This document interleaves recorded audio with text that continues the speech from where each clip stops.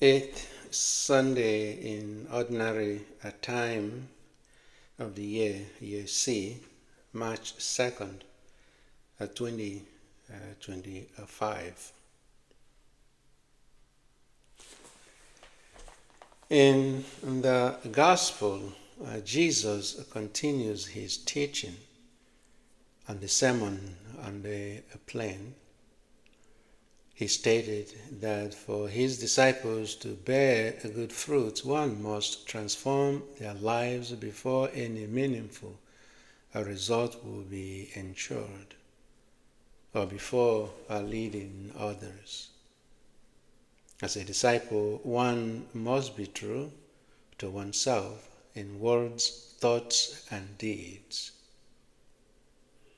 In his teaching, the values that Jesus proposes seem at odds with the worldly views on how best to live a happier life and love one's enemy.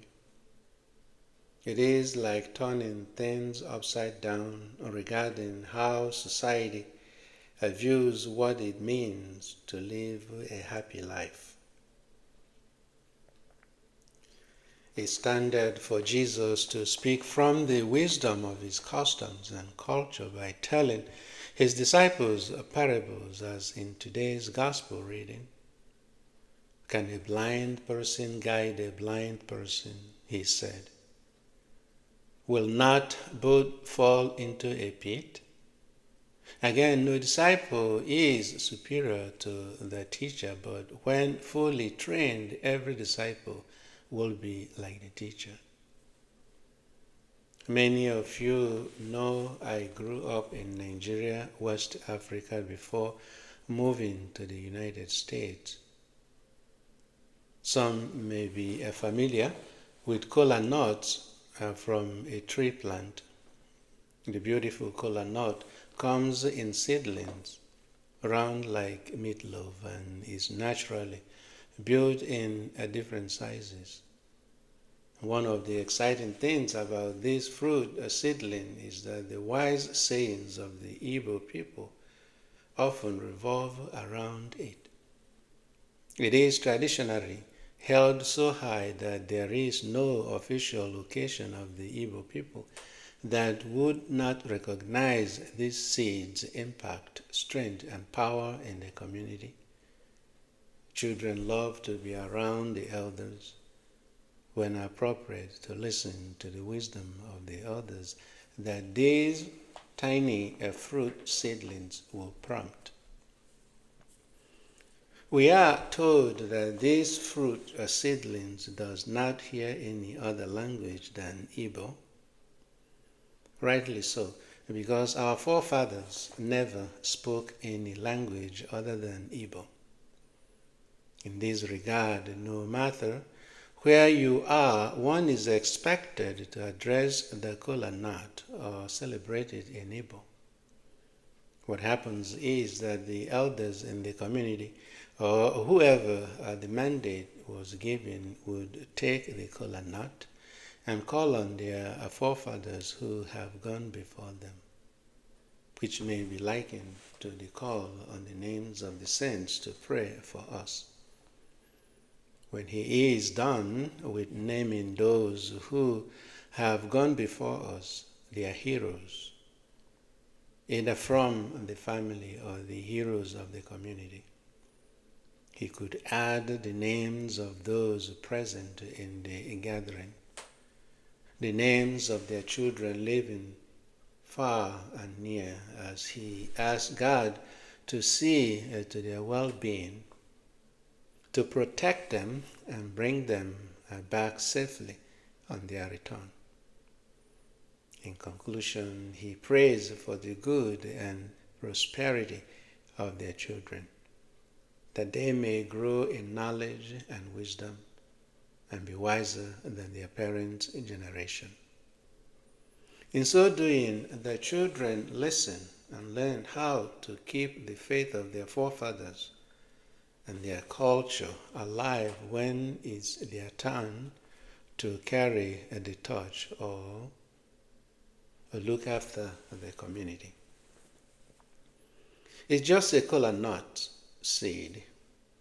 But for this ethnic group of Igbo-speaking origins in Nigeria, when put in the hands of a seasoned elder, it brings out the best of the cultural antigens, values, and history back to perspective and full of meaning.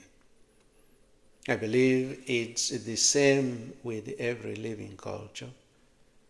I also think it is the prayer of every parent, every generation, to see her children grow and become beneficial to society.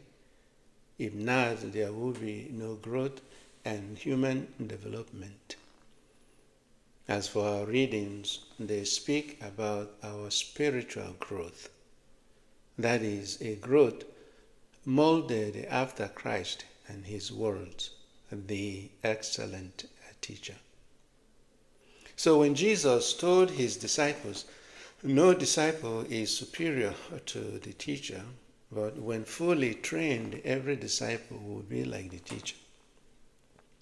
Where does that leave us?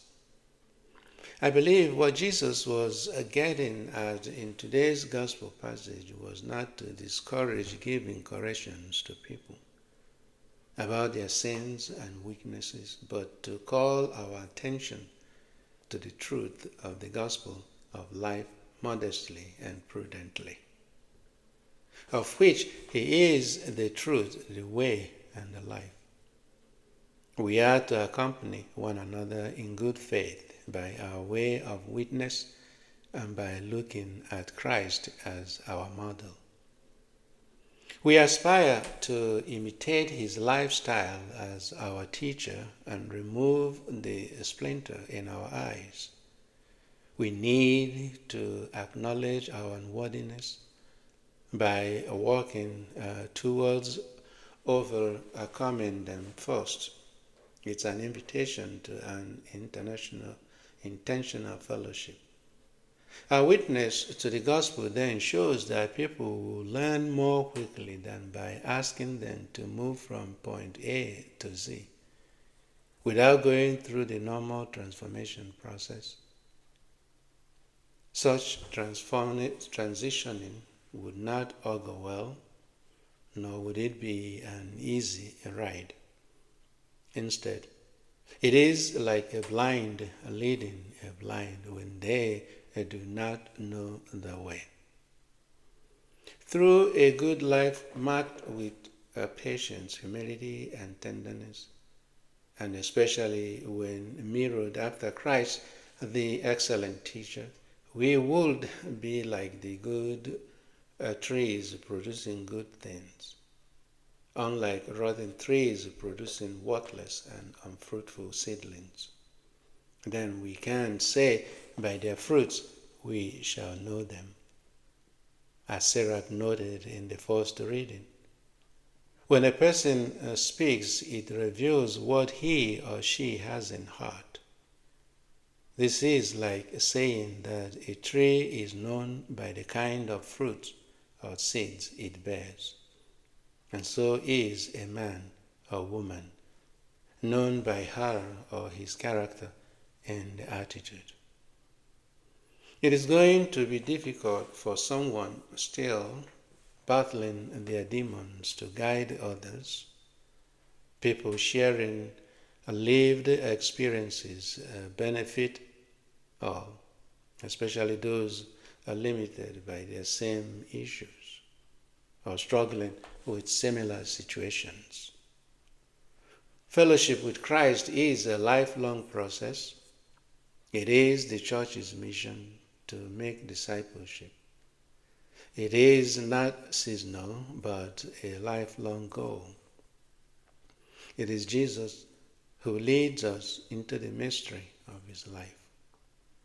We know we are His disciples when our life, words, thoughts, and actions manifest and reflect Christ's views, His ways of love, truth, hope, and joy in our relationship with one another, creating peace and harmony and bringing life and happiness to others. As we draw near to the season of Lent within this week, my brothers and sisters, the Church calls us to pray, give alms, and fast.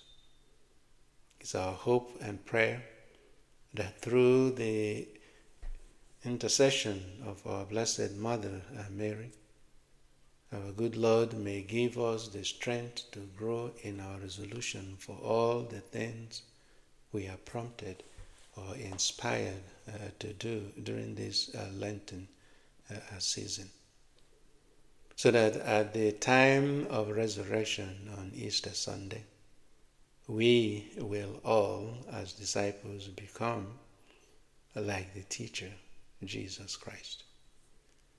In closing, as we run our impure pledge this weekend to support the works of our diocese, may we be generous in supporting our annual Catholic appeal. Have a great Sunday, Father Santos. Bye-bye.